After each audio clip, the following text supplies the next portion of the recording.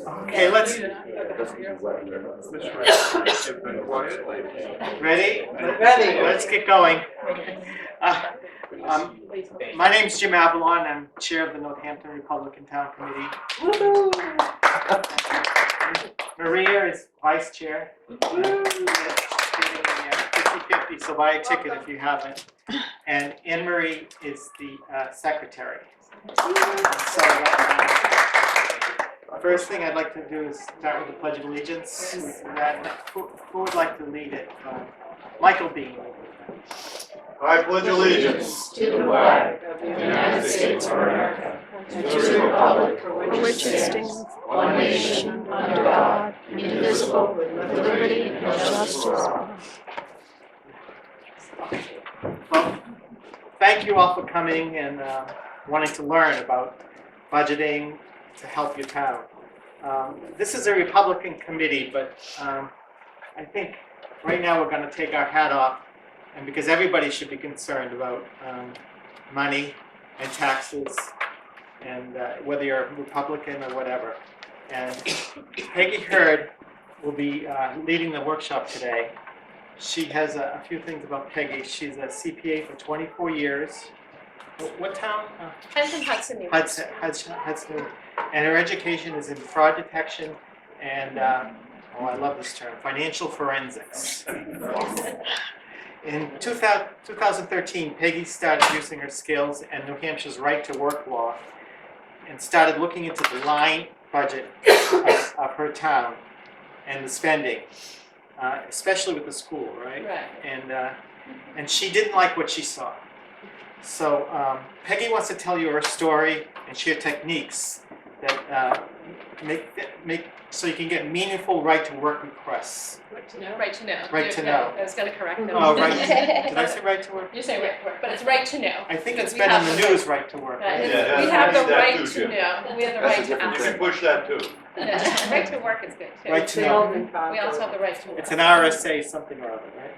That's 91A. 91A. Yeah. Which I'll be talking about. So maybe you or your group can at least understand many acts of maybe potentially abusive spending and drive up your taxes.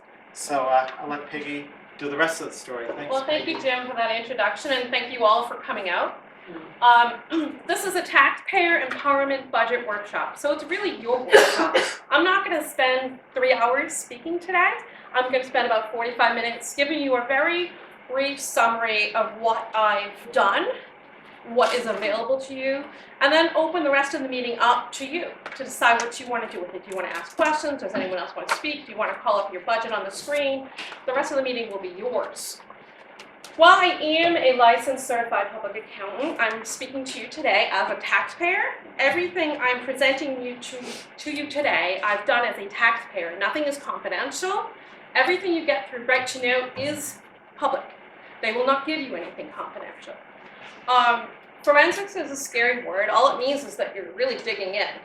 It's an accountant really using their skills. So I have that extra luxury of knowing what to ask for and where to find it. That's what I have that's different from the ordinary taxpayer. So the rest of you can learn from someone like me how to make meaningful 91A requests.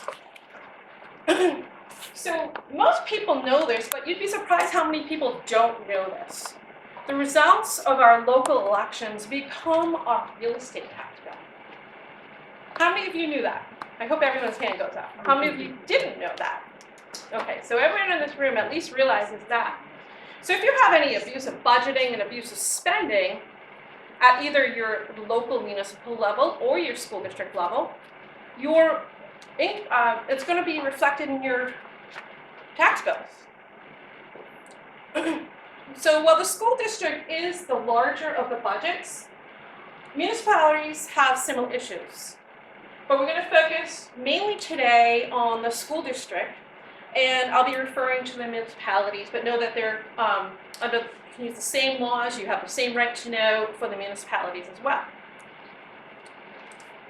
So there's two parts to the abuse. There's abuse in the budgeting so that they have extra surplus to spend not so transparently, and then there's abuse of spending. So what are some examples of abusive budgeting that I've seen? False and exaggerated stated need for a yes vote. So when a school board member gets up and says, hey, you can't make that cut, because if you do, the students are gonna not be able to learn, we're gonna be down to paper clips, which I've heard in my own town, when in reality, they end up with a $3 million surplus. There's something wrong with that. So also varying capital costs inside an operating budget. So when you go to the polls, you are asked to vote on a large dollar operating budget. Then you might have some warrant article for some other variety of other purposes. Some of them are capital costs, a variety of things. Well, our school district has a history of either putting a maybe not huge amount, but like maybe a pot of a roof, and segmenting it over a couple of fiscal years so it doesn't look very big, and they put it on a repair line. So sometimes you might see that because we do get very detailed budgets. The other thing our school district does is take some of the surplus from other lines, and at the end of the year, they will put repairs, quote unquote, large ticket repairs on various buildings. Surplus line items from prior year are carried forward as baseline. So we have line items year after year. They budgeted maybe 1,500. I don't know if you've ever seen your line item budgets, but ours is multiple. So all of those small line items continue to be budgeted the next year, even though they were never used like for the past 5 years. They're using it somewhere else, but they weren't used for that purpose. Large amounts of indirect and administration costs. I know our school district is out of control with admin costs, indirect costs, facilities costs, administrative aid costs, things that aren't directly educating our children. Special interest, classes and resources, same thing. We see large ticket software now. And the teachers are just coming in and watching the kids on the software. So we're paying the teacher a salary, and then we're paying a large amount for software. So the surplus is going to a fund balance or retention fund instead of going against taxation. And then intentionally over budgeting for quick year-end spending or going to funds. Our school district has a history of grabbing surplus before year-end, spending it quickly, getting it voted on quickly, and the school board will just say, yeah, okay, and it doesn't seem like there's a lot of thought behind that process. So what happens after the budget's approved? It's called an appropriation. Well, as we said earlier, as Jim said earlier, we have the right to know in the state of New Hampshire. 91A gives you that right. Now, 91A is several pages, but this is the general gist of what gives you the right to ask questions. So, I can read it out loud. Every citizen during the regular or business hours of all public bodies or agencies and on the regular business premises of such public bodies or agencies has the right to inspect all government records in the possession, custody, or control of such public bodies or agencies, including minutes of meetings of the public bodies, and to copy and make memorandum or abstracts of the records or minutes so inspected, except as otherwise prohibited by statute or RSA 91A5. In the section, to copy means the reproduction of original records by whatever method, including but not limited to photography, photostatic copy, printing, or electronic or tape recording. So 91A5 does give you some restrictions, and as you can well imagine, confidentiality, their bank information, you're not privy to that. But basically anything you need to have to know what they spent your money on, what you gave them, you have a right to it. And I've even taken it further. This gives you the right to go into their premises and inspect it. I constantly ask for things to be emailed to me, and they're more than happy to oblige. I've gone into their buildings and I've inspected their records, but they actually would rather have you not be in their building. So some of the records that you can ask for that have been very helpful in helping me understand not only the school district, how it works, but what they've spent our money on, the actual spending detail. You might see a category and they might say, oh, we spent $50,000 on that. Or you might see the budget and then the actual, and it looks like it's in line. So if you actually ask for actual spending detail, you'll get every single transaction. And then you can compare it to what they said they were going to spend on. And with that, you'll see, usually in our school district, you see the purchase order and the invoice number. So you can actually do something as taxpayers and hold them accountable to their policy, to their internal control policies, and say, did they have the authority to make this expenditure? And that may be something more than you want to do, but that's what the taxpayers have to do. Because if we're not asking questions, not enough people inside are asking questions. You can ask for a vendor report, check registers. Now, I know Anne Marie posted a check register from one school district. I get a vendor report every year. The town puts it in their annual report, and the school district I have to ask for every year through Right to Know. And I ask for a list of every single vendor that was paid in a fiscal year. And it's very telling. You can do a number of things with it. I actually pick randomly or group them, and I actually first do a Google. I might sit there and do it while I'm watching television. And I'll do Google on some of the bigger ones or unusual ones, and then I'll ask for more information. One thing that's helpful is the budget to actual reports for the current year.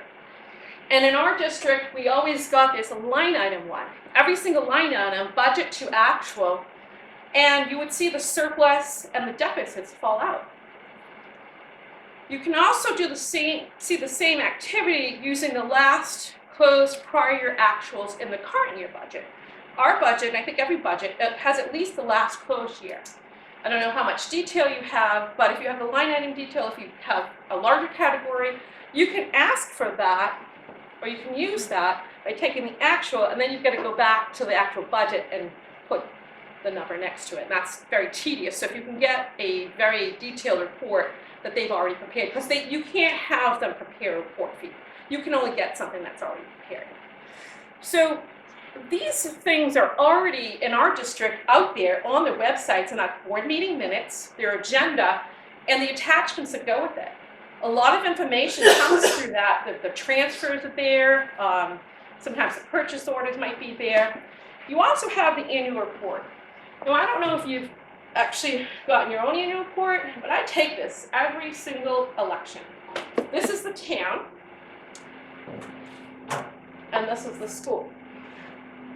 The town gives us so much more information. The school has actually abbreviated theirs over the years, and we have to actually ask for more information. So it makes us ask for more right to know, make more right to know requests. But they have been very forthcoming every time I've asked, but I have to go through the effort. Whereas the town, I set up my work using everything in here, and then I'll go and ask for further detail. So inside these, and I think every town has them, you'll find an auditor's report. You'll see financial statements, and you see the auditor's report. And that's very helpful too, because it doesn't have the line item, but you can see here, maybe they have a budget to actual. So you could say, okay, maybe you don't want to ask for the whole year, maybe you want to try a month, and you say, okay, they were way overspent in sanitation. So this is the town, so you can say, I want to see all actual spending for sanitation, and they have to give it to you if they have it, or they can print it off. So these three websites I found very useful in, again, helping me not have to make right to know requests, or helping me kind of come up with right to know requests I want to make. The New Hampshire Department of Education is very useful. It has a lot of information you can navigate, but one of my favorite things are the schedules and the lists of grant revenue that has been given to the different districts. You can see what they're comprised of, and on that you will see the enrollment data, the student enrollment. You will see other useful information on there. The NHRS is the New Hampshire Retirement System. That will give you the past and current historic percentage of contribution the taxpayers are paying towards the various employees' pension. The PELRB is where all of the union contracts are posted after they've been voted on. So every single municipal and school district union contract is posted on the PELRB website. Now, all of those contracts should be available before they're voted on, but you have to ask the town for that, or the school for that. So if you have a contract year and there's a contract on your ballot, you have a right to ask them for that contract. Our school district isn't giving that out anyway, and you don't see that on the ballot, but there's a whole, whole contract. And that actually is a large part of what drives the budgets. If they're promising their employees, they have to budget for it. So you need to know that before you vote on the dollar, they give you a dollar increase. Oh, that doesn't sound too bad. in the first year, but what are they really getting? So real quickly on the limitations of a financial audit. It's not a secret. The auditors spell it out in a letter with their financial statement that their opinion and their financial statements and their findings are limited. Their main objective of a financial audit is to simply determine whether the financial statements have been prepared in accordance with the generally accepted accounting standards, or in case of municipalities and the school district, generally accepted governmental standards, and whether they're free from material misstatements. But they only provide a reasonable assurance because they are only testing. They are not looking at every single transaction. A taxpayer can look at far more than a financial audit will look at. And they also spell out in their letter that the internal controls that they do test are simply designed to plan the rest of their audit. They don't make an opinion on the internal control system, and they don't tell them to make changes. They might, if they find something, they have to communicate it. But again, they're testing, they're not looking at 100%. So your audit staff is also limited. When they come in, they're limited by time, because like every other company, an audit firm is out to make a profit. So a superior will have a time limit, and they know what they want to get, and once you get that, there's certain standards that they have to gather, they gather it and they go. So if you're a staff accountant and you see something unusual, you can't spend the time following that trail, because you're going to exceed the limit, and your supervisor is going to stop you. So the contract also limits them because they're in there for a financial audit. I believe all or most municipalities and school districts are required to have a financial audit every year. And the supervisor, staff is limited by supervision. They tell you when you're done. In contrast to a taxpayer, taxpayers have far greater power. You have little to no limitations. The limitations are what you set. No one else, nothing external is going to tell you what you're going to spend on it. There are a few limitations on New Hampshire RSA 91A, but they're very few for what we're talking about today. You can spend unlimited time. That's your goal. That's your desire. You set your financial constraints. And you don't have a supervisor to tell you that you're done. So if you start digging on into something and you're getting excited, and you can't have a supervisor say, we're done, pack it up, we're going home, we've got what we need. And you're like, wait a second, I was in the middle of something. No, you get to continue. The taxpayer decides when they're done. So the largest costs, which you probably all know, salaries, pension costs, and health insurance, are driven by the union contract. Health insurance is an issue, though, even though the contract promised them a certain amount. In our school district, I see things like a vacant position budgeted at the highest health insurance available, because they claim, and it makes sense, but it's still an issue, that they don't know what that person's going to pick when they come in. So if they come in and they don't need any insurance, well, they've budgeted a surplus of $30,000 that's not going to be used for that purpose. Instead of returning that, they'll find another reason to use it. Special ed costs is something we could spend hours on. It's a very difficult subject to talk about. A lot of people get offended when I speak about it. So briefly, it is a large cost and is largely driven by state and federal law. The law is strict. It's governed by the Individuals with Disability Education Act and several other laws and acts that fall from that. But what they provide outside of non-taxpayer funding is very small. To put it in perspective, our school district has about $12 million budget just for special ed, and we got about $1 million in IDEA grant money. The adequacy grant, the big state adequacy grant that we get, does have a portion that is specifically attributed to special education, but it's still small. And there's also another grant that comes down it used to be called catastrophic aid. I think it's just a special ed grant, and that targets some of the larger, and if you don't know anything about special ed, you probably don't know what I'm talking about, but some of the larger needs, like maybe some out-of-district student that has high tuition and high transportation costs. That's something I'm not going to really dive in. There is an issue there, and we could spend hours just trying to figure out what can we do about that. The students need the services, but they are out of control. And as I was saying earlier, in special ed, I see a clear divide.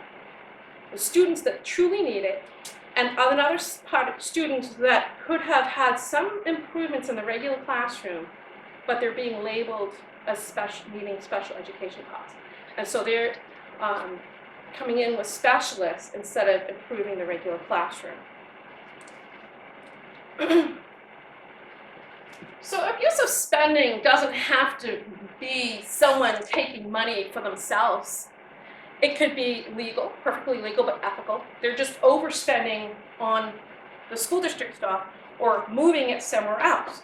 So you can have a violation of two parts of the municipal law that I look at all the time, 32.7, 32.10, which I'll talk about later. Violation of other law, fraud statute, where someone steps up and says, no, I think this is illegal, but steps up and says they're going to be down to paper clips and then has a $3 million surplus. I find that to be a fraudulent presentation. And then their financial policy. Our school district has their financial policy, and there is a standard financial policy that all of the organizations should be following, and that's a whole nother education process. But if you look at our school district, your school district might have it, but I know ours does, and they have the standard policies posted, and you can compare what you see in sample, and then you can call them out on that. Because if they're not following policy, there's a problem with who is in power. One of the examples, an example of something I constantly see that is a violation, a stretch of their policy is segmenting. They segment in transfers, they segment in payments, and now that is simply breaking down a larger transfer or a larger expenditure into smaller components to avoid what might need to be an approval process. Maybe at the end of one fiscal year into the beginning of another, break it down, okay, it's underneath the threshold needing approval. 32.7 involves lapse of appropriations. And this is one of my favorite. Because by simplicity, in a perfect world, anything that they didn't spend is supposed to come back to the taxpayer. I'm just going to highlight a couple of parts of this. Annual meeting appropriations shall cover anticipated expenditures for 1 year. I'm going to stop right there. So if it's supposed to cover 1 year, are they supposed to be padding their budget so that they have surplus to carry over or to have surplus to do year-end projects? The very end of the year, that didn't really cover that year. They're sneaking it in. All appropriations shall lapse at the end of the fiscal year, and any unexpected portion thereof shall not be expended without further appropriation. And then you've got the big unless. And the reason most often used to encumber surplus appropriations in the operating budget is the amount has, prior to the end of that fiscal year, become encumbered by a legally enforceable obligation. And what does that entail? That is a whole legal discussion. However, they talk about created by contract. That's one way, or otherwise, to any person for the expenditure of that amount. My opinion, from what I've seen, I do feel that they are abusing this. You might have something at the year end, they encumber surplus of the year, grabbing a purchase order, and I don't think that a purchase order without a contract is enough to encumber it. But again, that's a legal interpretation, and of course always justify their acts. The rest of the provisions don't pertain to the operating budget, so I'm going to really focus on the operating budget today because that's where the lack of transparency is. You get a large number, but there's so many line items. With the other warrant articles, you get one subject, $1 amount, and you can go and see if they actually spent what they did with that. So 32.10 involves another area of potential abuse, transfer of appropriations. If changes arise during the year following the annual meeting that make it necessary to expend more than the amount appropriated for a specific purpose, the governing body may transfer to that appropriation an unexpended balance remaining in some other appropriation. And there. But provided, however, and there's always an exception. But let's just look at that for a minute. If a change arises to make it necessary, what does necessary mean? Is that a desire, a want? That's not clearly defined. Can you, right? And we all know, if you've looked at your budget, what necessary becomes meaning. And also, you can, and I want to highlight the words governing body. The school board should have to authorize these transfers. Not just, and I guess they do delegate it to somebody within the school district. So they may transfer to that appropriation unexpended balance remaining in some other appropriation. So does that mean that they can tell the public that they're going to spend $100,000 on supplies and then tell the teachers, I'm sorry, you can't spend that, and move that money to a pet project they wanted to do? That's not an emergency. They had time to put it in the budget transparently. That's what they sometimes do.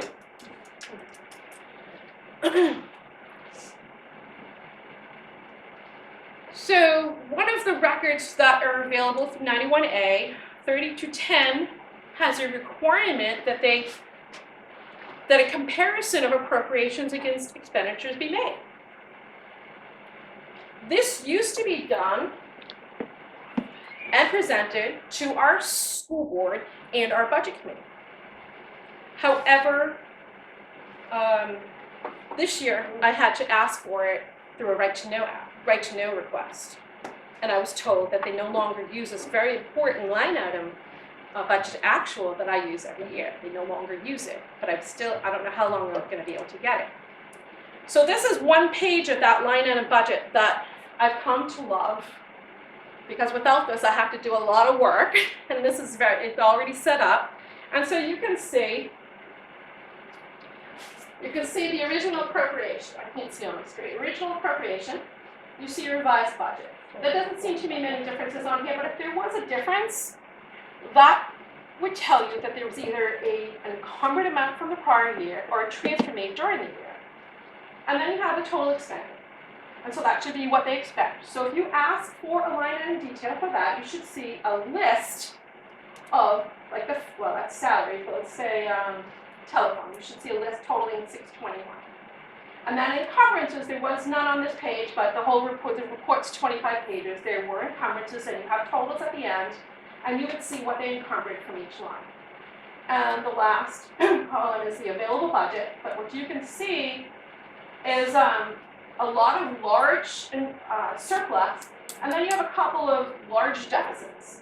And so this is how our fiscal year would end without transfers. You would get this report and you would see that there were some very large surpluses and some very large deficits. And on this page alone, you can see some of the health insurances I've talked about. You see 66,000 surplus. They had to have that, but something happened and they didn't use it. Teacher retirement, they budgeted 114,000 and only 5095 was spent, so they had 112 surplus. So those are areas that I would target, and I would start with this, and I might target some of the larger surpluses and deficits and ask for detail and see what happened. If this isn't available, I've gone through the tedious effort of using my line item budget. This is a one page of our line item budget. I don't know how much detail your school districts and municipalities give. I've seen different ones and different level of detail. But our school district in our town does give really good detail. They don't hide their budget from us. You have to ask for the expenditures. So what you can see, this was 26 budget, so you can see two columns of actuals. So what I would do is I would take, and you can see under the actuals, there's a number. You can see like a kind of a typed in number next to it. I painstakingly went and the original budget and put the budget next to it so I could look at it next to each other. Instead, you can look at the reports, but I wanted to see it next to it. You can also take a report like this, and there's software that can manipulate a report like this and put it into an Excel spreadsheet. Even better, but that costs money. So if you want to spend the money, you can take that, you can put that in. You can still drop the maybe the budget in, or you can put the budgets line by line. If you're really tech savvy, you can merge them and all of that, depending on what you want to do. So that's what I used to do before I found the line item budget. And the line item budget, when I found that, was a godsend. So I'm hoping I can still get that for right to know, but there are other options. So once you did this, you would have to do the same thing you did with the line item budget.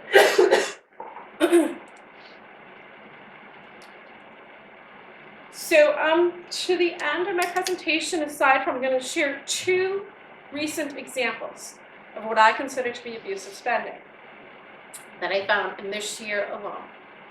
over the last 10 or 11 years that I've done this, there's been so many examples of what I feel to be abusive spending. And again, it's not them taking the money and put it in their pocket.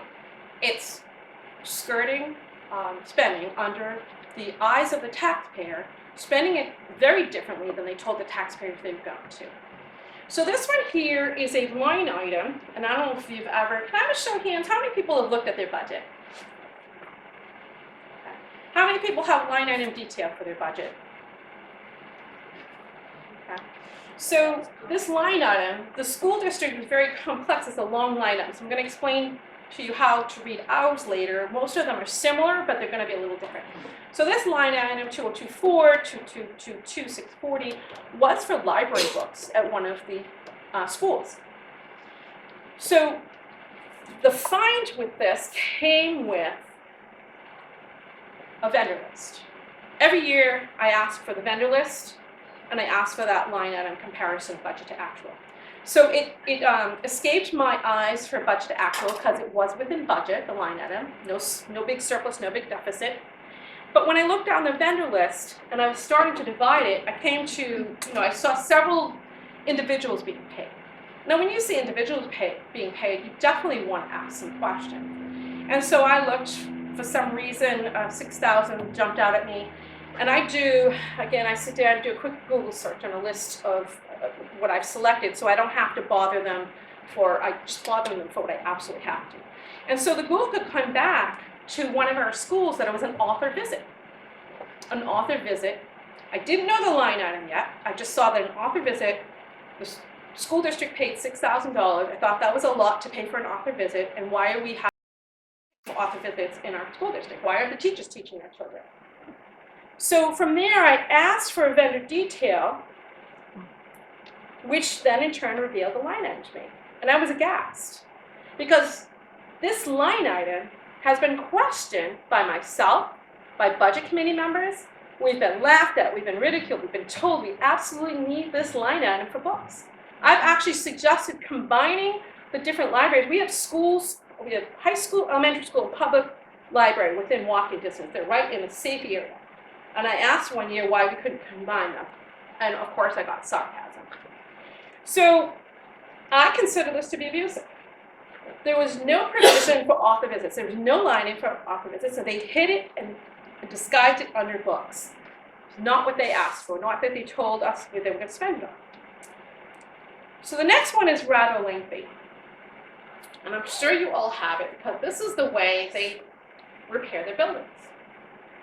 This is one building repair loan. Every single location in our school district, and I think every other school district is probably similar, has a quote-unquote repair loan. When you think of repairs, that's something smaller.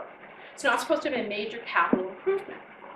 So this one happens to be, in our school district, we have a historical building. I don't know if you're familiar with Hudson, but we have a Hills House, a historical building that falls under the school district. It's across the street from the high school. And the point of contention, who covers it anyway? We have a library, a historical library that falls under that tug of war as well. So for a number of reasons, this jumped out at me. First of all, it wasn't one of the schools. Second of all, it normally has a $10,000 budget, and now it was rising. So this is where I want to kind of show you how these line items are decoded. It helps sometimes in reading it, so you don't have to ask a lot of questions. Our school district actually did produce a sheet with their budget to show you how to read it.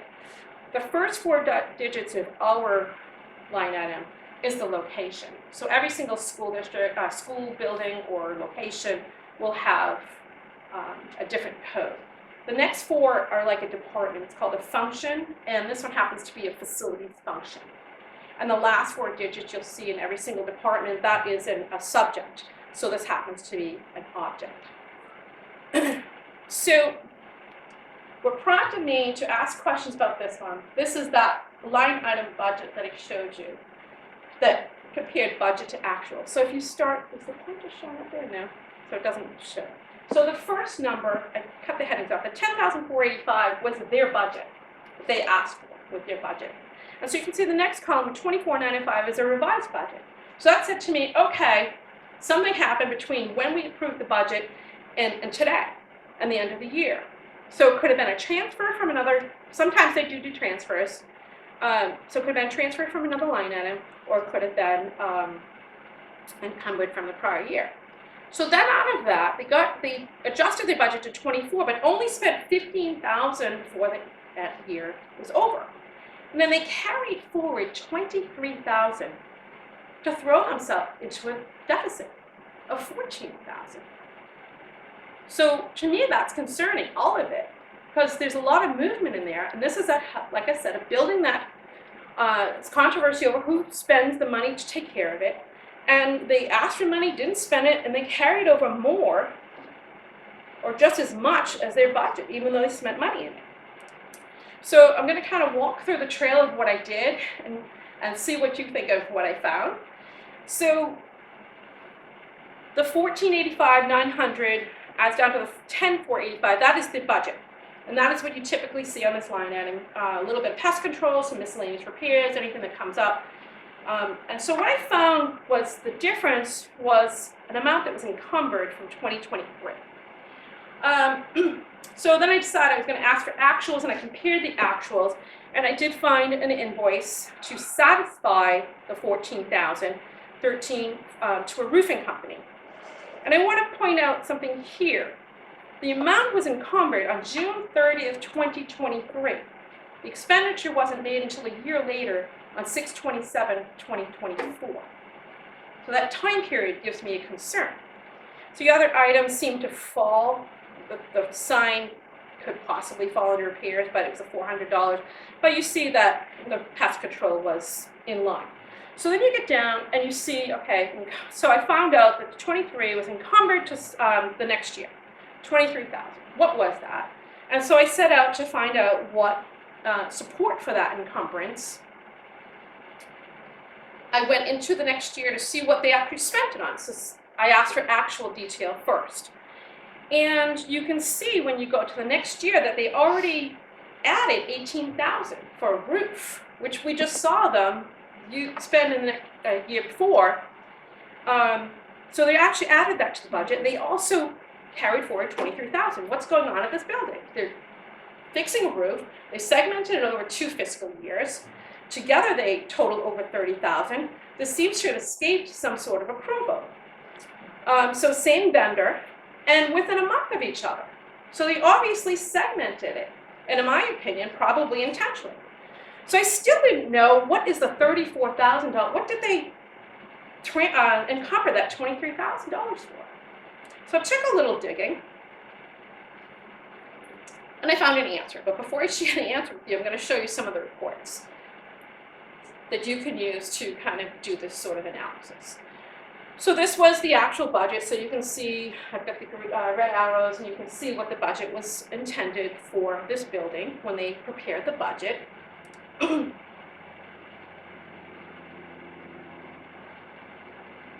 So the encumbrance should have been approved by the school board. You can look at your minutes to find the encumbrance.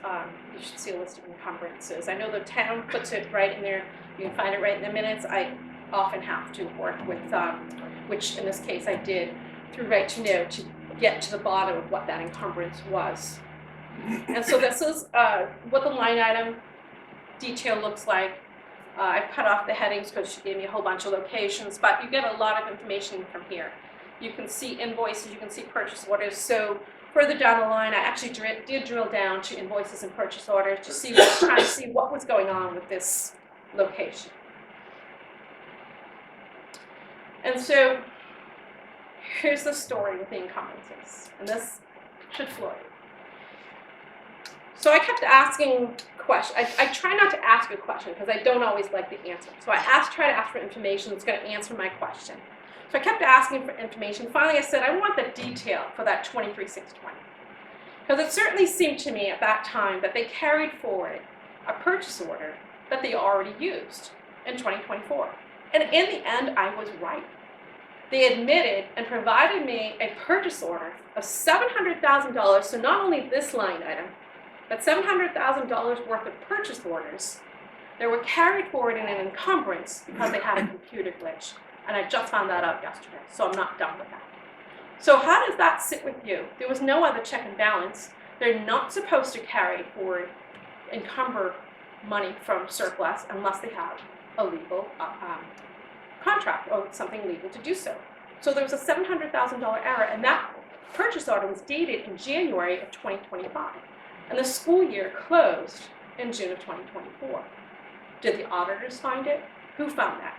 So these are some of the juicy stories. When I actually hone in onto something that looks really unusual, and I drill down, I get these stories back, and I don't know what to do with them.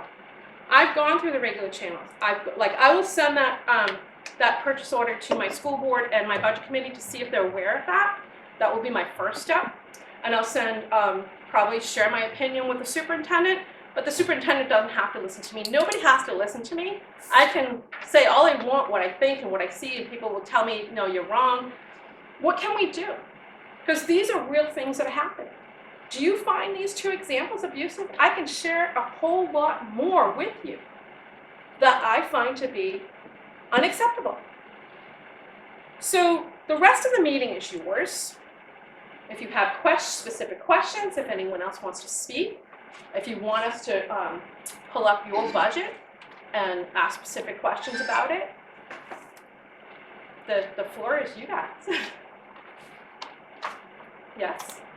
So the only Can way I ask a question? Sure. I'm videotaping the speaker. Oh, But if anyone here doesn't mind being videotaped, then I can turn the camera. If you want to have it just be dead questions with no faces, that's good too.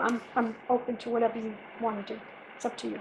does anyone object to being videotaped Because- today? Raise your hand, please. You Do we need object? a cone? Oh, no. Just, no, okay, Okay, so so- there's one objection. We're not going to do it, okay? Okay. Thank you. So you shut But it I down. will hear the questions this way. So we're moving to question and answer time today, so thank you very much for coming. Okay, go ahead. So the only way you could encumber money from one year to the next is either via a special warrant article where the appropriation is specifically not lapsing That's right. for up to 5 years. That's undeniable, right. But within the operating budget, And if a contract is signed by some board Mhm. during the year, that contract cannot carry forward. Any contract has to be approved by the legislative body, which is town meeting, or the deliberative session, or for either the school or the even town. in SB2 town, I know there's some confusion. SB2 towns, absolutely. Okay, Only the legislative body can approve contracts that can be enforced beyond, a Right. specified year. so that's the puzzling So thing. this encumbrance you're talking about, Or if you have, say, the legitimate encumbrance would be like maybe I don't know if the payables would fall into an encumbrance. So you have a utility that you actually incurred in the fiscal year, but you don't have the invoice yet.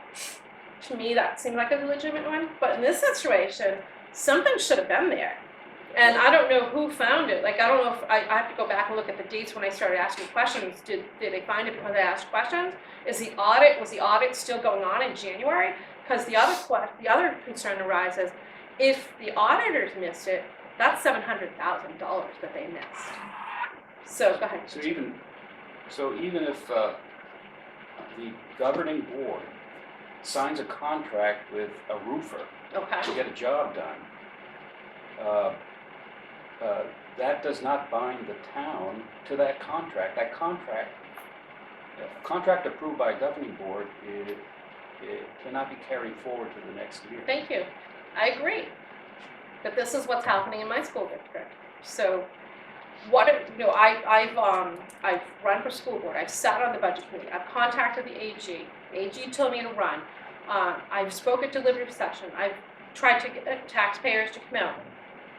So what can we do as taxpayers? If you went to your school district, or if you went to your school board, you showed them this activity, what would they do? Would they be more receptive to what was going on? Yes. I'm Paul Follier. I don't know, I'm from Sandown, so Okay. It's the Timberlane School District. And you probably have heard, people have heard. So at the deliberative session, what happened was the towns voted to reduce the budget to 81.9 from 88 and change. Okay. And now there's this big two groups, the vote no group and the vote yes Yep. group, of which I am the vote yes group. I'm not ashamed to say. But there's a lot of people in the town, specific people that have done what you've done, is go to the board, do these FOIA right to know requests, and done those sort of things, and they've gone line by line and found problems, or found just line items that are just placed there to balloon the budget. Right, exactly. And so now you have school board members who are not real happy about the budget's going to be down, and I guess I'm just saying this because it turns into a battle, unfortunately. It does. No, go ahead. Instead of the elected officials trying to support the community, it becomes this argument, well, you hate the kids. Right, exactly. Even though they Right, don't say that. We hear those words all the time. And the point is, it's not about hating the kids. It's like, well, your kids aren't going to matter if no one can live in the town. And what they don't realize is we're trying to help the kids because the money's not going to the kids. Yep. It's being taken from the kids and moved to pet projects or overstated, overinflated construction projects. So we are actually, I know I am, trying to help the kids. Well, and you brought up special ed. My daughter's in special ed. Mhm. And IEP. Anything's Right, IEP that happens to exactly. be special ed. Right. And the problem I find is it's not that it's not necessary at times, Mhm. but I don't know, because I've never, do teachers get more money, compensation based upon the number of kids in IEP? No, And- not that I'm aware of. But the budget goes up for that. Because the actual regular classroom teacher doesn't get more money. Right. There are, if you've ever sat, Paraprofessionals. have and you, then- right, paraprofessional, have you sat on your IEP team meetings? I have. I Okay. couldn't go this year, but I sent a big long email because I'm tired of my daughter being, we adopted her, but Okay. I'm tired of her being relegated to a lower bar of achievement. And I said to them, then you're not helping her. Very good, sir. You're not helping her because she's not being prepared for life. Very good, Because sir. you're not going to get out of the workaday world, and your boss is going to say to you, oh, you only have to do half your work. You're absolutely right, sir. That is what's happening. And I understand, what I want him to help her with is drill her on things she doesn't know, Right. like multiplication tables. And that's what Drill should be her. happening. If you're over there patting her on the head, telling her she's doing a good job, but she's never learning Or you don't anything. have to pass because you have an IEP. We're Yes. going to lower the bar. You are absolutely right, sir. I've seen it. I believe that I kept my own son from special ed. My son is 21 now. He graduated number 5 in his class, but in 6th grade, I saw his grades start to slip before me. He started bringing home D's. And I was like, no way.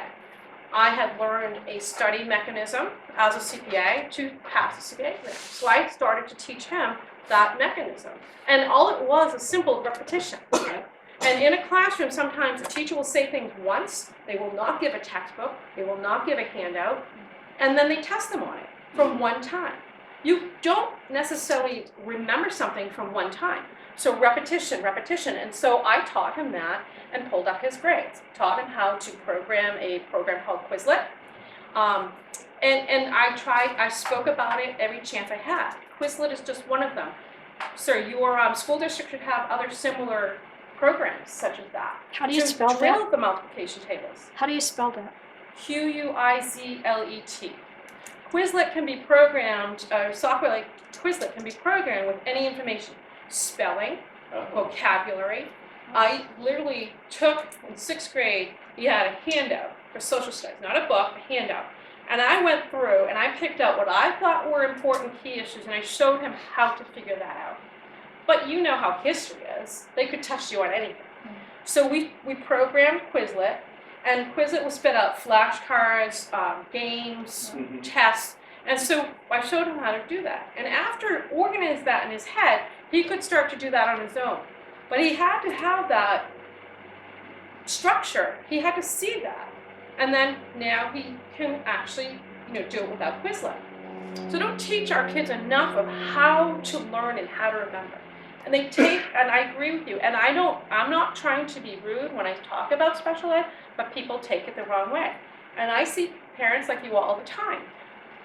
what they get for special ed is not enough. They are being put in an IEP, given a lower bar, and not necessarily being pushed to their ability. Well, And I'm not gonna I could get into that area after with you, but I don't know if you've tried to get resources on your own. No, really, she's been with us since 2022, so Right. it's sort of a new sort of Right. thing. How old is she? She's 13 now. Right. going So to- right at that age where, there's so much going on in their heads at that age besides learning, so much distractions, and they don't have enough to focus on. I'll give you 2 examples of what I found for weak resources in my son's education. He came home with a D in vocabulary, and I was like, absolutely not, no way. What do you have for a resource? So he was using the handwritten flashcards about that big. They had to put a picture on there. Now, their generation don't draw, so it was like a stick figure picture. And you have resources on a computer. If you have computers, use them. Yeah. So that's what Quizlet helped. And there were errors on the flashcards because he was making them, and no one corrected them, so he's studying from incorrect flashcards. Oh. So when we moved to Quizlet, he was creating something that was something he could look at and study from. The other resource issue I found was our school district has a vocational school with it, and the kids can matriculate in the vocational school for electives. So he took a small engine course. So he was going to school to be a teacher, and he took a small engine course. He's worked with a lawnmower at home, but he wasn't matriculating in their, I don't remember what I think small engines or something technical. So he just took it for an elective. So so he ends up with a D in the test. And I said, what happened, Luke? Because at that point, I had a bar, and he was a fairly AP student. And he said, well, he gave us a surprise test on Monday after a vacation. And they didn't have a textbook. They did a worksheet in class and didn't send it home with them. So not only did they not have anything to study for, I mean, we see surprise tests all the time, but there wasn't a fair. The teachers need to have the goal to actually teach the kids, not trick them. I think surprise tests are unfair, but they do it all the time. You should want the goal to be the students to succeed. And I have a theory that every single student deserves to be an A+ student if they want to be, and every student has that ability. Don't give me their special education, their IEP. I've seen a group of special education. Our school district has a drama club, and a group of special ed students would put on a play. It was phenomenal what they could do. After hearing all the stories, I was so happy to see them. Like, this is amazing. Their ability was amazing. So don't ever short sell them. I don't know what the answer is, because I keep trying to. Well, it's a big system, obviously, and It it's hard is. to be. But it's something, I mean, you need to, I refused to let my son fall into that, because I Sure. knew what they were doing. I could see, and I felt what they were doing, and I said, no. I'm going to go and find the resources. And we even so much as called up, like he was reading, I don't know, some dry book, I can't remember what To Kill a Mockingbird. In this day and age, he did have a book to read, but it was dry. So we found the video, we found the movie, and he was able to read that. There's so many things. If we're going to use computers, let's use them in the right areas. Don't put them in front of them in school and have the teacher watch them learn on there and, get into trouble on it or whatever. But anyway, Go ahead. Jim, go ahead. No, go ahead. Would you delve a little bit deeper into, you found $700,000 misappropriation. My previous speaker said it's not legal, it's not legit. Right. What's the next action? That's what I need to know.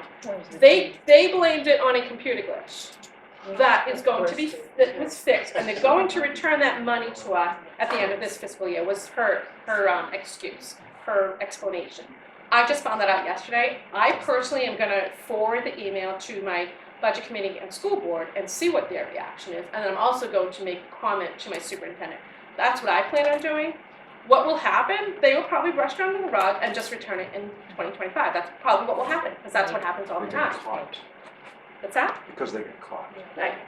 Until someone comes down. I may actually file a complaint with the AG. I've done it in the past, and they've said there's nothing they can do, but it's better to try than not. Why is least it you have it they on can't do record. anything? They can't. What? Why is it they can't do anything? Because it's not illegal. what, and I don't know about this instance, but other things I've reported, like the business about the speaker book line being used for speaker, something like that. They're like, oh, nothing we can do. You need to run for office. And I'm like, It's not illegal, but it's underhanded. it That's is. not illegal. It's deceptive. It's not legal to be What, the- illegal, as the someone speaker? said before. It's not illegal illegal. to use monies appropriated for books to hire an author. No, because they can. You saw the law I gave you. They are allowed to transfer it. So why not, so, okay, there's a couple things. First of all, as far as your daughter goes, the math is set up for your daughter to fail. So No, I realize when you that. when you look at what they're using in the school, it's a setup for failure. So you have to do something. You're either gonna have to get her a tutor, or you're going to have to tutor at home. Because if you don't, it is a setup for failure. So that's and so why is our special ed budget going up? It is because what they use in the classroom and the teaching methods is one big setup to fail. Now, kids who are succeeding are probably getting help at home, probably getting tutoring, Well, they're or smart. may be able to adjust to that. Naturally smart. Yes. No, I don't think that's true. I think they have an external, like I Yes. pushed my son. So she's using. Well, I pushed her too. Right. But the thing is, it's like, But if you don't do Yeah. those things, it's a setup for failure. And again, now you're looking at, you have to do an IEP. Do you know how many kids leave the public schools that are on an IEP, go to a private school and they no longer need an IEP? Shocker, it is Right. because they're actually teaching the kids in the classroom and because they use quality curriculum in the classroom. And all of a sudden, the 504s and the IEPs go away. That's the big secret. That's the first thing. As far as what you're talking about, this $700,000, $700,000. That's different. I'm almost wondering if we need state level legislation.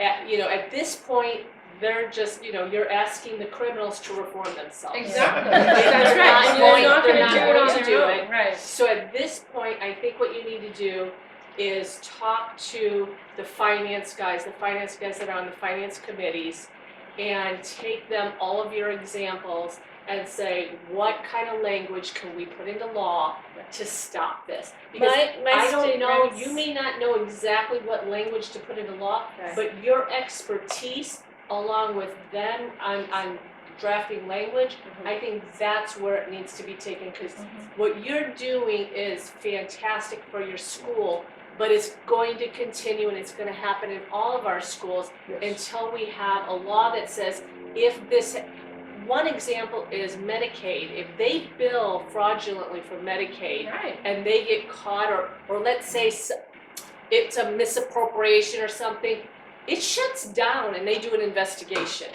So in this case, $700,000, something should be shut down and there be an investigation. And when that happens, that chances are they're probably not gonna have that mistake again. So I would take the Medicaid example to a state legislator and say, look, here's what Medicaid does. If you bill them incorrectly, they shut it down. And this is why we need parents signing off on Medicaid, any kind of Medicaid charges to your child in school. We need to have that parental consent, because a lot of times parents are the ones who find that misappropriation. Wait a second, my child never received this service. Exactly. Why are they charging for Right. that?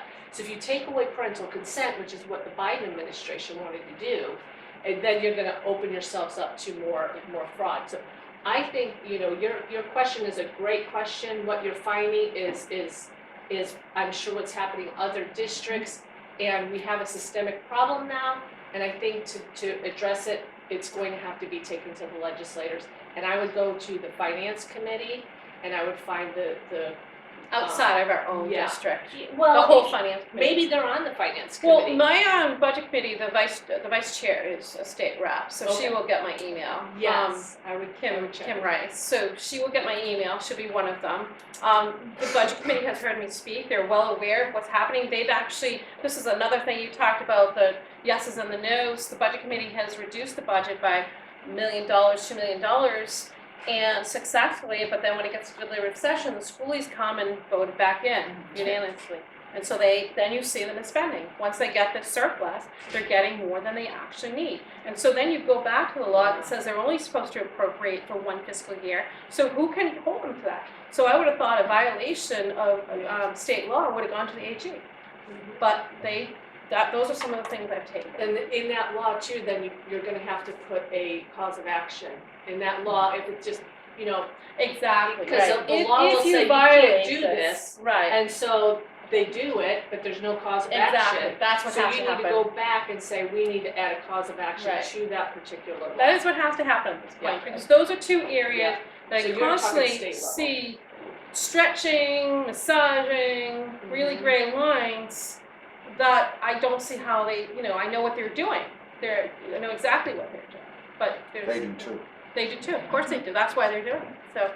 So to follow up on his question, and you might have just answered it, I've been reading up on 32.7, which is lapsing of encumbrances. In my municipality, I watched beginning in January, so our fiscal year ends December 31st. Okay, In January, I started seeing the different boards coming to the select board and saying, I'd like to encumber $4,000 left over in my wage line for possible, part-time people next year. I'd like to Awesome. encumber, but no contracts, no, how, like, so Even if there's a contract, they can't, it's for the next it year. ends at the end of It should end, it's for the next year, right. I think, Contracts can only be carried forward if they've been approved by the legislative body, which is the voters. that was a very Right. interesting statement. I'm gonna have to look into that. right, so So when, that's- my question is where is the teeth in this? I took this to my select board, Right. and my select board said, I have the same question, I have the same issue, Well, right, the- so, The should, New It's the Hampshire way we've always Constitution done was it. amended in Yeah. 2018 okay, to allow voters. Could you the talk tax- a little louder, Mark? Yeah, the New Hampshire Constitution was amended in 2018 to allow taxpayers to sue municipalities or whoever is expending taxpayer funds unlawfully. okay, Now, it used to be you had to show that you had standing to sue, but now all you have to show is that if your claim reasonably is expected to reduce your taxes, then you have standing to sue. So an individual taxpayer, all they have to do is show that if the court were to correct the problem that they've identified, their taxes would go down. That would give them standing to sue. so the problem with that is they know that one person is not gonna sue, and they have a bigger attorney, so then you end up with that. and you're paying both sides. Well, so, I want to suggest a class action suit, because it sounds like this is Right, and broad. that's another It's a broad possibility, then story. you have multiple people, Everybody because we needs to have go in their the own school terms. district, we're paying for the biggest and best municipal school lawyers for the towns and Right, schools right. to fight us, Right. and that's the other problem. well, you don't need a class action lawsuit. All you need is Your a own, group of people who are willing to pitch in to hire a lawyer Right. and just have one of them as a named plaintiff. Mhm. So you don't have to get into the complications of a Right. class action lawsuit. You just need to But get it has together to to be- fund the attorney. right, and that's the big thing. Fund the attorney with no, clear results, and Well- you're going up against Drummond, you're going up against, well, the big names, and you look across the different school districts and the different municipalities, and they all have, or a lot of them have the same laws. Same thing with the audit firm, Bosnick and Sanders Yeah, is that's across a lot of them, and when I look at our municipality, our town shows them as far back as 1996, so we've had the same auditors. And a client can get very used to the way an auditor asks questions, and they can structure their transactions so that they can appease the auditor. So there's a lot of issues that, we know exist, and I agree with you. I've thought of court too, but I don't have the money, and they know that, and other people, so for me to spend the money on an attorney, it's cheaper for me to go and pick up extra hours, pick up extra work to pay for my rising tax bill. I think most people feel the same way, unfortunately, because you guys are all here in not many people want to take their Saturday, and not many people want to dip into their pocket. Your tax bill goes up $500. It's going to cost a lot more than $500 to fight them in court, and Well, that's would the you- problem. was it the US Constitution that changed? New Hampshire. New Hampshire. So it's Yeah. still a state suit.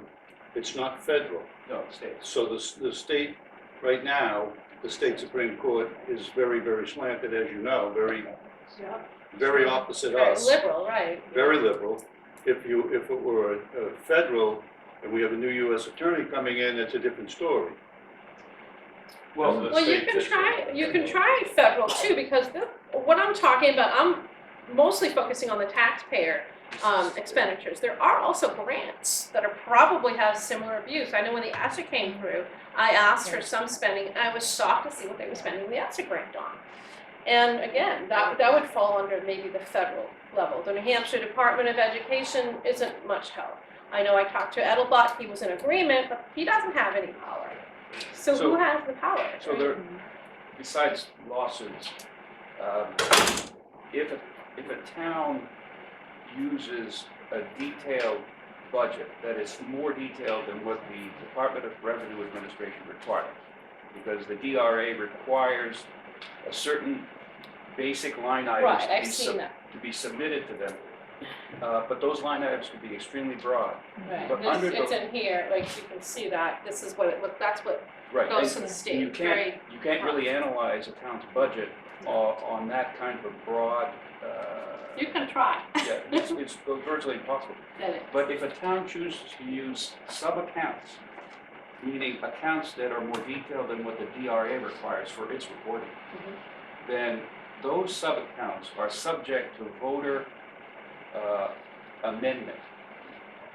So if you're in an SB2 town, you could propose an amendment to the budget that zeroes out a specific line item in the budget. And if the town uses very detailed line items, you could really focus in on specific items that you object to. And you could zero out them. You can't, if you attempt to take the money out of that line item without zeroing it out, then the governing body can always come back and fill it in Right. during the year. There's an From a- RSA that's no That's means my no. understanding, right, if there's a line, if there's money in the line, and they can put money in there, but if there's no subject, so say in the case of the author, there was no line item for an author, that was a line item for a book, they shouldn't have been able to use that. So that's, And they Are- can't create a line item for, yeah, so that's Authors. arguably unlawful, right? right, They would have to have defined the line item as including payment for services, and right? they did, it's strictly books. So that's arguably unlawful, but you could, so the problem with trying to zero out a line item in a budget without filing for a warrant article for that purpose is that many town attorneys argue that you can't do that because the wording of the budget article is prescribed by law. And they'll claim that you can't add additional wording Right, that zeroes out certain. or a line special items. warrant article, but you can certainly zero out that warrant article and make it zero. You can actually zero out the entire general fund if you can get the vote and make it zero. There's nothing to stop you, but you're not gonna get that vote. No. This- The other problem is the default budgets. Mm-hmm, So that that's is a big. completely different issue, but the default budgets, for example, in Hampton, the default budget is equal to the operating budget. It's been Yeah. requested, Ours is higher in some years. Yeah. Our default Which- budget's higher. which defeats the whole purpose of the Yeah, default. right. So we have over 4% increase in our default budget. And so the problem there is that the default budget is the responsibility of the select board and not the budget committee. What about on the school side?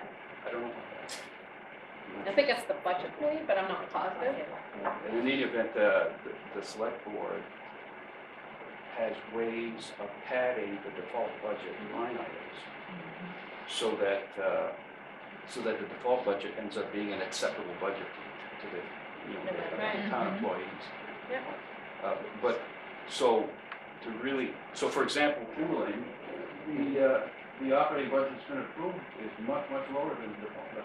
So the selectmen are going to argue that everyone should vote for the default budget. Right. Right. That's I what- don't know what they're gonna do. So that's what they'll do, they'll tell you to vote no, and then they'll get the default, and it's to their advantage. They And want you to vote even no. if the default is lower by 500,000, they're still getting a gift, because in our town, it was over budget, overstated to begin with. So then they still have money to move around, and all they lost in our town was 500 when they should have lost 3 million. And they Two call that a cut. Right, they It's call just it a cut to the reduction. So you in know, the Timberlake to the district, the increase. reason people are so upset is because they gave 16 million and change back to the towns this past fall. The school did. That's a lot of money to give them a free loan for, when my escrow account keeps going up. And in August, I had to pay an extra over $5,000 to keep the escrow in line. That's what makes people mad. Yeah. Mhm. It makes them Exactly. crazy because, It and you doubles talk it. about the extra $500, but the Yeah. problem is in those 4 towns, especially Danville and Sandown, they're paying thousands of dollars more per year now in property taxes Yeah. because of the unfettered abuse of a school board Yes. and a budget committee that doesn't seem to understand that if you keep doing this, you're going to just make people mad. And they will hire lawyers, like this gentleman over here said, because now it will be worth it. Right. And So you know, it's definitely something to consider for your own community. I just don't think my community, I could get enough people, but I have tried in the past, I've thrown it out there. And it's gonna have to happen at some point. I'm hoping that this year was the best that the budget committee, not that they did, because they've made great efforts in the past, but they were able to get $1 million reduction to stick, and that was phenomenal. We do have quite a few state reps on our budget committee right now, so we have a very conservative budget committee, and I'm hoping that they do great things, but I don't know what's gonna happen. And that's, we shouldn't be at the mercy of, and we shouldn't be labeling, you know, it's at this local level, it shouldn't be partisan. We should have right. certain parameters to what a taxpayer, what is public education?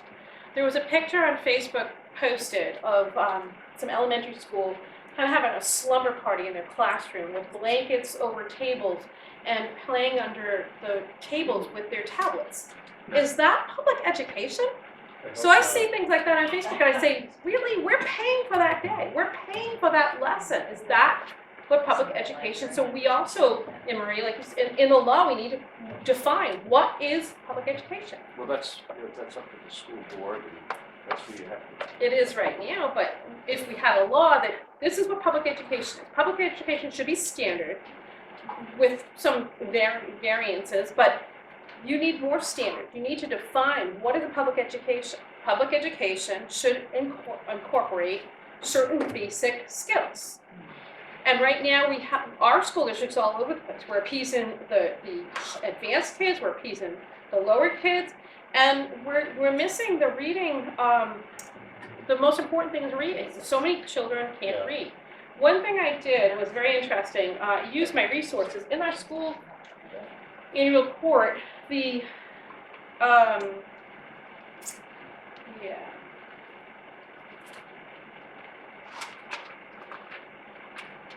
the graduation program is published every single year, and in that you have markings that show whether they were academic excellence, academic high honors, academic honors, and then others aren't marked at all. So I presume that was below academic honors. So I did an analysis for several years, and I always got a so close mixture of 50-50. Even though they're asking for more and more money, they've got more money, they keep saying, if we only had more money, we could improve test scores. But yet, when you look at the graduation analysis, that's not a skewed analysis. That's not analysis that they're giving us. That's analysis I did based on the information they presented to us. So, Experience. So I think that we should focus on the auditors, because when you're doing, I don't think I'm capable of doing. I think And so if you find $700,000 that they missed, Yeah, it's worth it. you should be able to get that money you paid to those people back. And I'm then they're not gonna sh- start doing their job. Right. But I'm not sure at this point who found that. Was it the auditors and that's why they put in that late purchase order? I just found this information out yesterday. No, I understand, So, but I'm but just in, but saying, something like the 6,000, the difference between an offer and a book, they're not gonna be concerned with, and they're certainly not gonna find that. And you'd be surprised what you could do, you really would be. I have more determination, I have more skill, but if you had something, I became more passionate about it because my child was in school. Let me assure you, before I had a child in school, I never would have done this. But I started hearing things at meetings, I'm like, really? And so then I found I could go to the budget, I'm like, wait a second, you're telling me they couldn't afford $1 for vinegar one year. That's what they told us, okay? And then I went to the budget and I saw that they had moved the money from supplies to something else that we didn't really need. It was a want. So, you know, it's a game. So the problem with the operating budget is that they can request whatever they want, Mm-hmm. and most voters will not go into the line items. Yeah, that's to see true. exactly what's being increased and why. Yeah. They leave it up to their elected budget committee members. But if the elected budget committee members aren't doing their jobs, which is true most of the time, then you get these pass-throughs of line item appropriations that have been requested. So the problem with the operating budget request is it's extremely difficult to pare that down. And even if you attempt to pare it down, they can always backfill it from another line item during the year. The only way you can actually have an impact is to eliminate a line item, and that poses some legal challenges because it's in the law, but some attorneys are preventing boards from allowing it. So the default budget is where there's an opportunity for improvement, I think. I agree, and Because if you can at least get a default, see, people will vote in the operating budget if the default budget is minimally different. But if you have a substantial difference between the requested operating budget and the default budget, it's much more likely that voters will go to the default budget. I agree. But what's happened now is they're virtually equal, or sufficiently equal that the voters will just go for the recommended budget. So to focus on the default budget, in Hampton, for example, you have to explain whenever your default line item is different from the previous year's budgeted item. And the explanations are usually boilerplate. They don't really describe exactly why the amount is greater than it should have been based on the prior year's budget.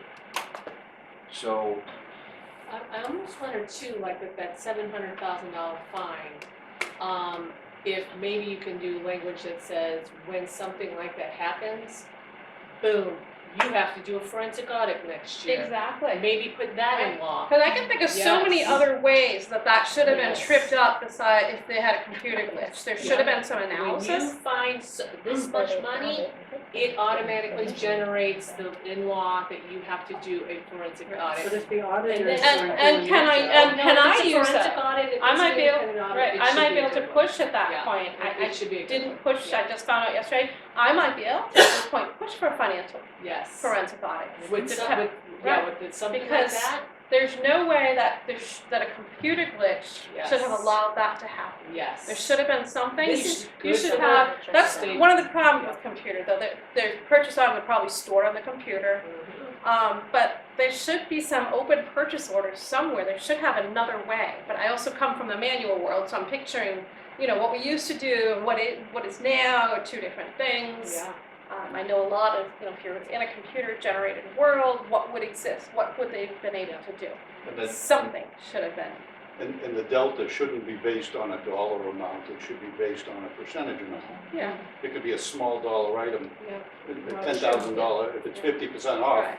Like that You should $6,000, know it should that be a $6,000 was probably half that line item. Yeah. Not a small item, but 6,000 for the 25%, offer was half that yeah. line item. So it's pretty significant. And the fact that people have tried to reduce those line items and haven't been able to is another issue. I Because want to go back to the They're presentation. gonna be very reluctant, if you pass a law that says you're gonna have to do a forensic audit, if this stuff is found in your budget, Right. let me tell you, your people at your school is gonna be like, what, oh, you put that in Well, your They'll be putting crap. lawyers against. You The know, other thing that it's could gonna be a happen is deterrent. something that happened with the publicly traded companies. And we have The structure of the audits changed because of, I don't know if you've ever heard of Enron or some of the other financial fraud. Arthur Anderson. What is it? Arthur Anderson. Arthur Anderson, right. So they have to somehow report to, it's a PCAOB, it's an independent organization. And somehow the audits flow through there because you are supposed to be independent when you audit. But how can you be independent if you're collecting a fee from that company? True. If you're, say the state had a group that you wanted to audit a municipality, I have to go through the state to audit a municipality. I'm not going through the municipality, I'm gonna go through the state. The state hires you, they either pay you and collect the money from the state, but the controller's somewhere outside of that That's municipality. That is another thing Well, that needs to happen. Wyndham did a forensic audit years ago, And I don't know how the they- school board members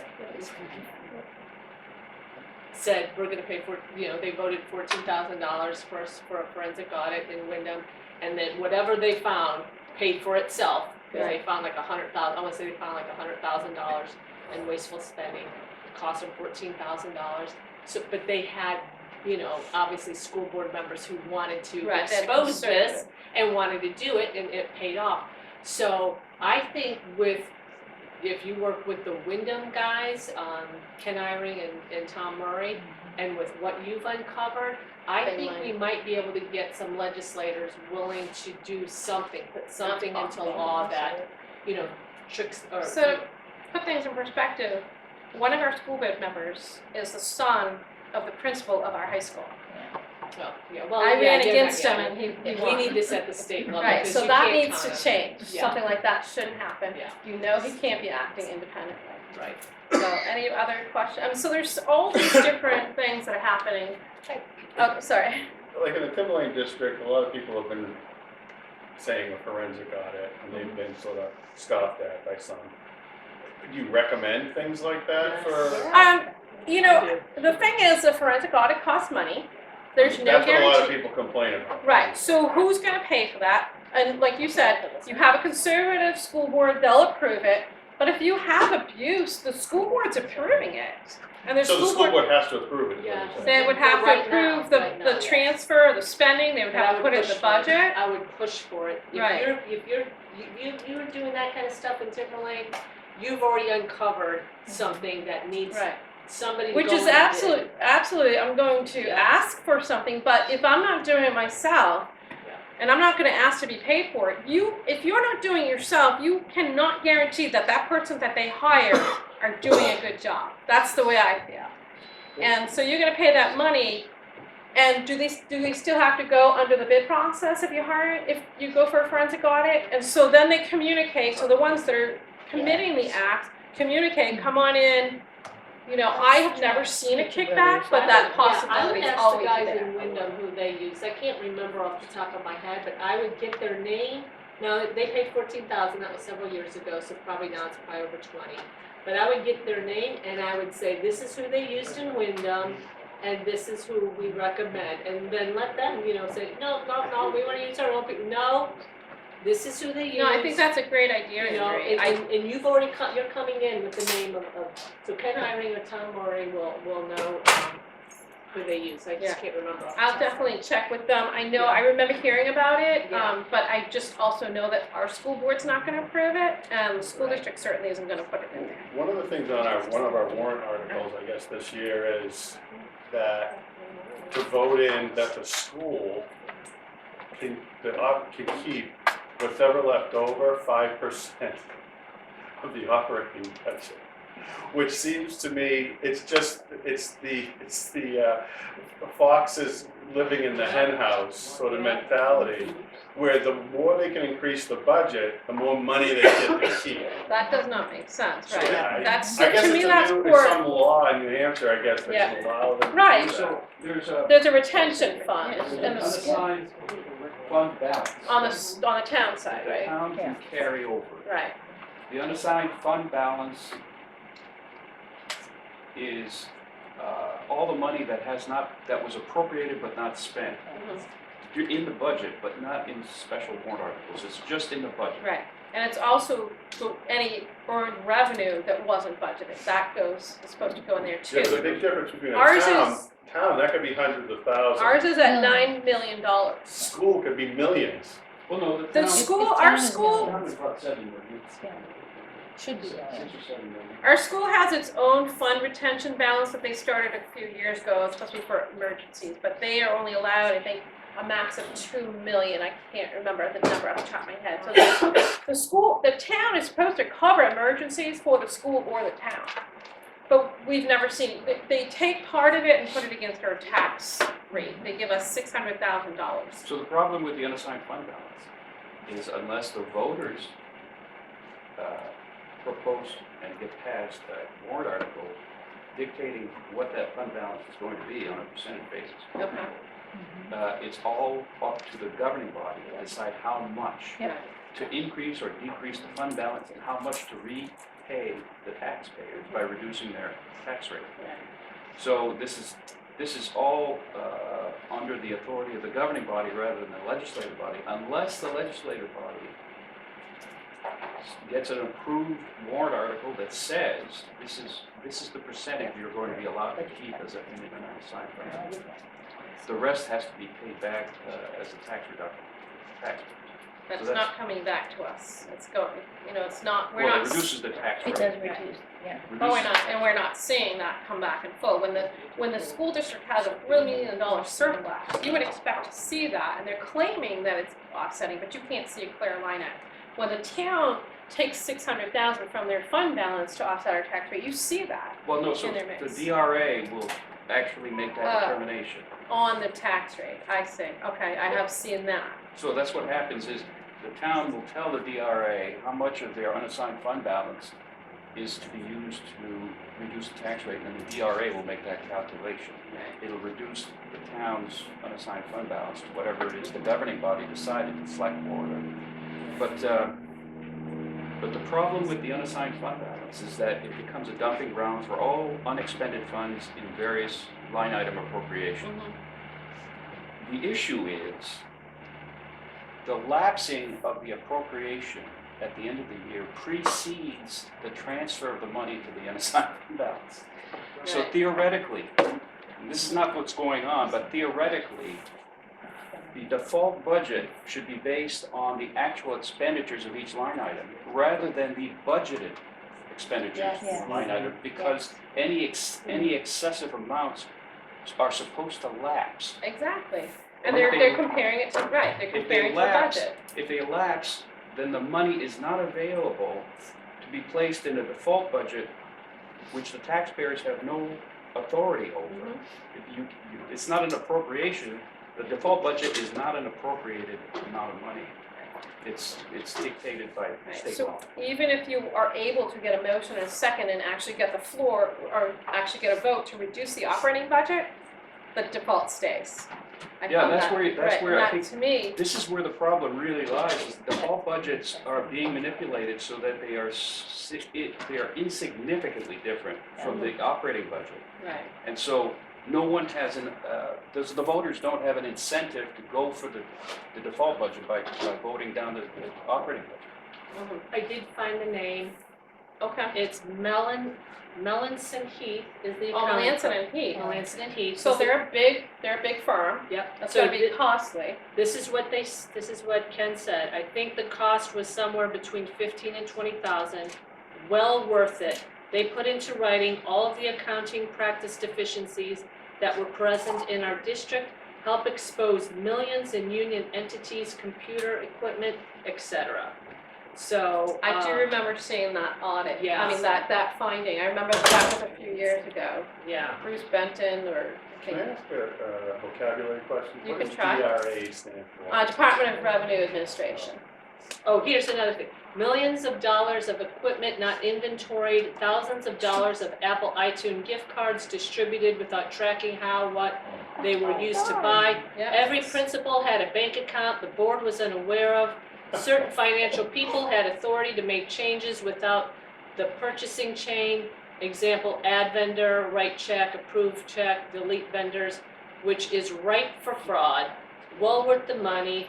Before the report was delivered, the business administrator and supervisor resigned in window. It is well worth your time Right. Sure. and It- money. And I You're absolutely spending $20,000. agree, if you can get it done.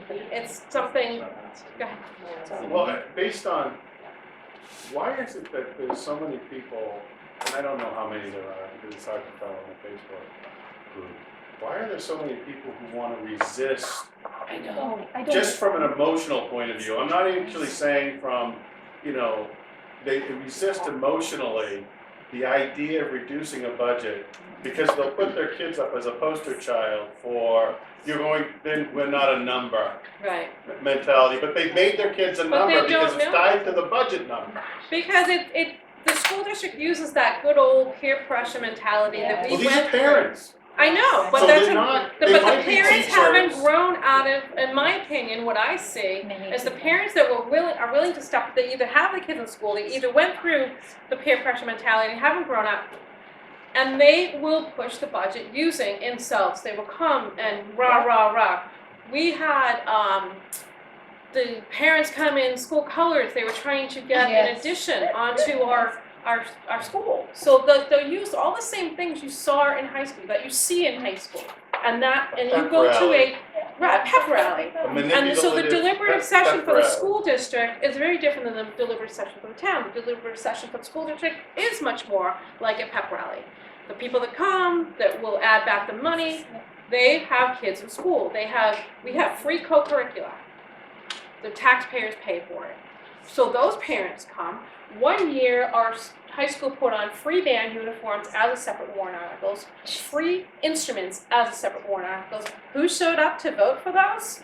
All of the parents that were going to benefit from it. So that's what you have. That's one So of the we big. see that at every deliberative session too. So I go every year Mhm. and I'm one of 26 people out of a room of maybe 150 people, out of a voting base of 36,000 people. Right.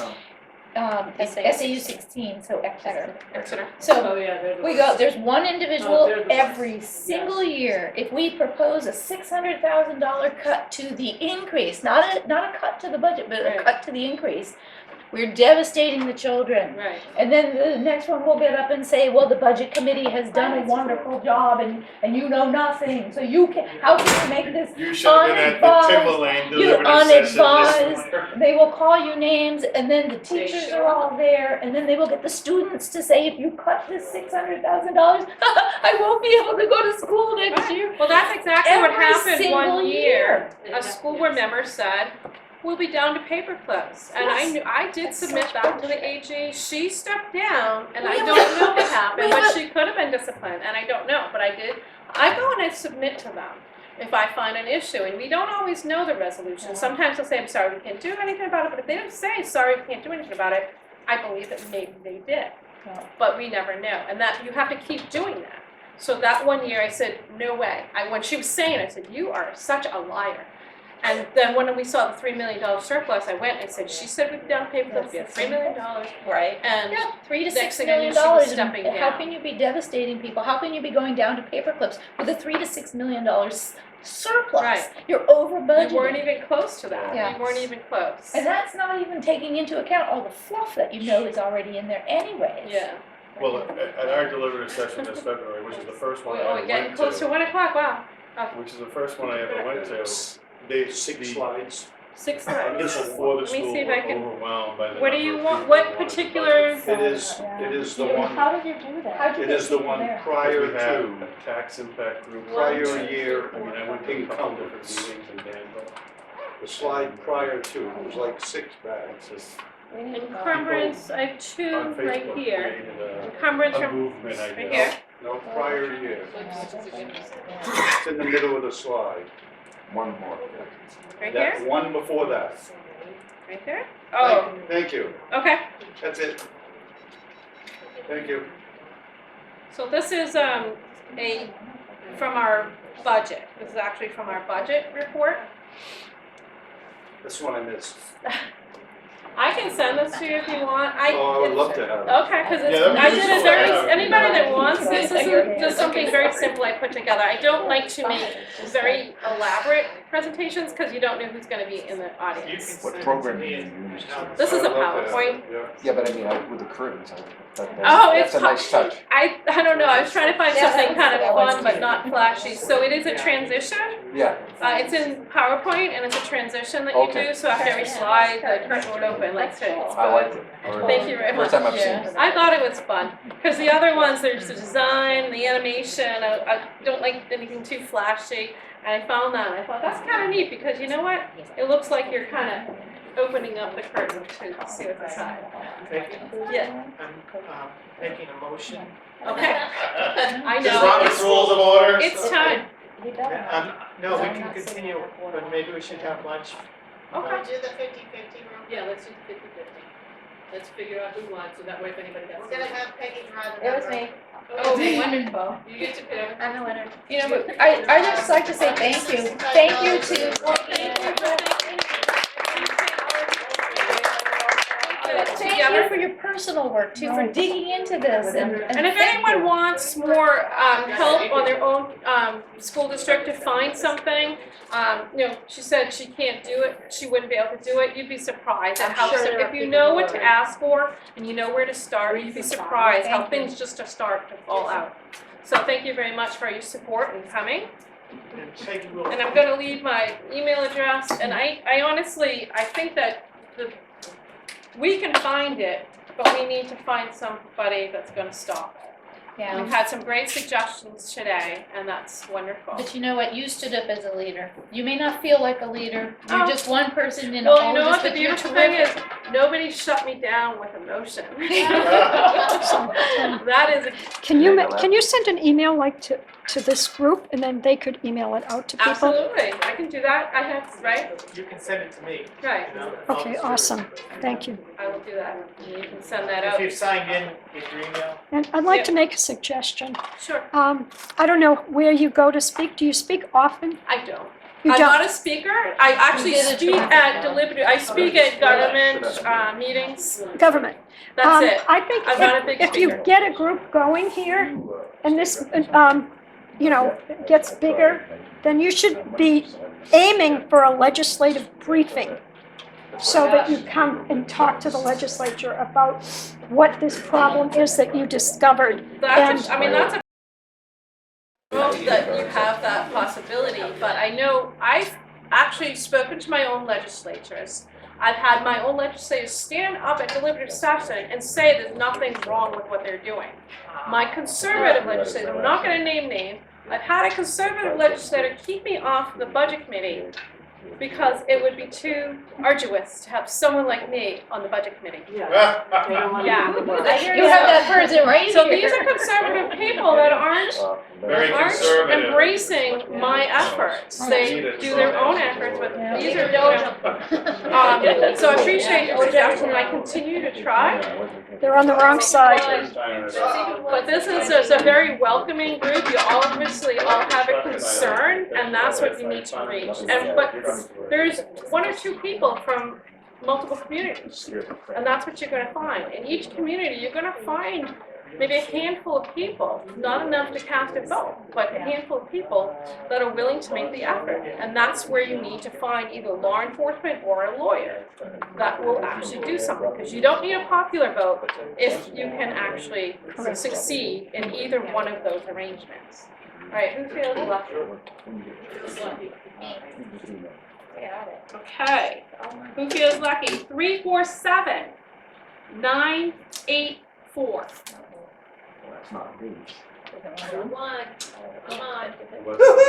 All right, Is that encumbered? Is this a GF? But we also have some of Jim's meatballs, Is this a right? GF, James? Everybody's. 984. Thank you very much. 984. Well deserved.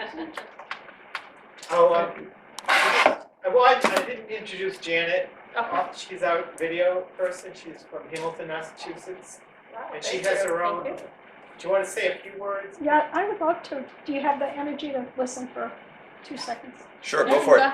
So I have a group, Commonwealth of Mass Freelance Media Registry, which I started 20 years ago.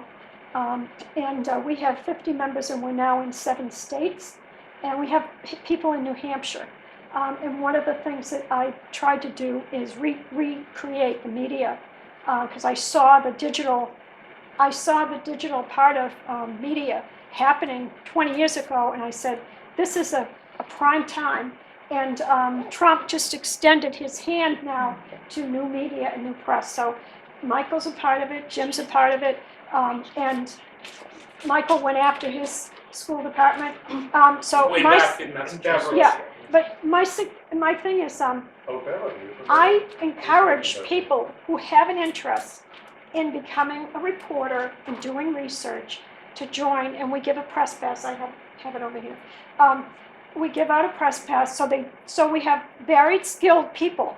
I have a lady that's the National Media Outreach Director. She worked for WBZ for 25 years. So it's like I have somebody down in South Carolina that is a Black Hawk Lieutenant Colonel, and she just gave an interview to Fox News. So my group, okay, and I've had like several incidences of health issues that slowed down my keeping this thing going, but I'm better now. So I really want to go and speak to groups, and I really believe like the cable access, it could go away because the left doesn't like it, okay? They don't want you to have information getting to the community. I would suggest that if you invite this lady another time to do the same thing or in another town, that you get the cable access to come and videotape her, and it will show in that town, and then every cable access across the country can call that cable access and they can just put that video over there. So what I do is just basic. I don't have the $50,000 camera. I'm trying to encourage the average person, use your phone, get a camera, it doesn't have to be that big one, and just start recording. So I have personally covered over 500 public hearings on Beacon Hill. And what I discovered, like she discovered, I had no clue how big this thing was I was discovering. I didn't understand it. Every legislative body, which is called the General Court, is not subject to the public record law. So that's why media has to pay billions to get a FOIA. We need to stand up and say, enough already. Can you believe it? After all this time as a nation, we have not put, and tell me someone doesn't know this. That's why this slang thing, the legislature is nothing but a dog and pony show. Because if it's not in writing, it doesn't exist. So let's stop with the hearsay hearings on Beacon Hill and across the nation. No more hearsay hearings. We need the public record law in place. And so you can help make that happen. Like I say, I believe what I've done is every town in every state, okay, we have 351 towns in Massachusetts. Guess what I discovered? There's like 300 public hearings. If one reporter covers one public hearing, even if it's 10 hours, once a year, we have the public record. So they can't put the law in place and then take it out. No, we need to be vigilant. This woman, is a hero. She's a patriot. Yeah. She's vigilant. She's vigilant. And she discovered something. I discovered something. Like, really? How does that happen? You just have to get in the middle of something that you think, get passionate about it, and I'll give you a press pass. I want a reporter in every single town and across America. I'm very excited. We have somebody down covering CPAC, and they're going to be reporting, as a contributor or whatever correspondent to the woman in South Carolina. And I'm just talking it up. I'm just talking to individuals. And I did that, all this time on Beacon Hill. And I'd say, do you know the legislature's not under the public record law? And they go, no, I didn't. You know how many times I heard that? So the General Court across the country is a general nuisance, all right? We have to stop it. And I have 2 lieutenant colonel sons, so I'm the general nuisance. I'm captain of the general nuisance at my house, okay? So, but we have to get this, we have to flip the cart and make stuff They can happen. talk to you afterwards. if Yeah, they want. okay. Thank you, Janet. You're welcome. And so the local access is very wonderful. They do actually record all of our meetings. And I've actually done presentations, so I actually might take this and go ahead and do that, and then I can have that circulated as well. The interesting thing is when I sat before the budget committee to try and fill a seat, the man tried to keep me out because of my arduous efforts. There were a lot of emails that were withheld from the public, and so I pushed for those, and they cut a whole section of one of the meetings out where I was presenting who supported me. And I got that put back in because that was recorded, and that was what was supposed to be. Right. So Yeah. that's what we have. Okay. But it was recorded, so the minutes didn't reflect what I did, but the recording did, and they tried to hide that from the public, and I got it put back in. Thank you. So we have to keep pushing. Thank you. Salute. Okay, we done? Thank you.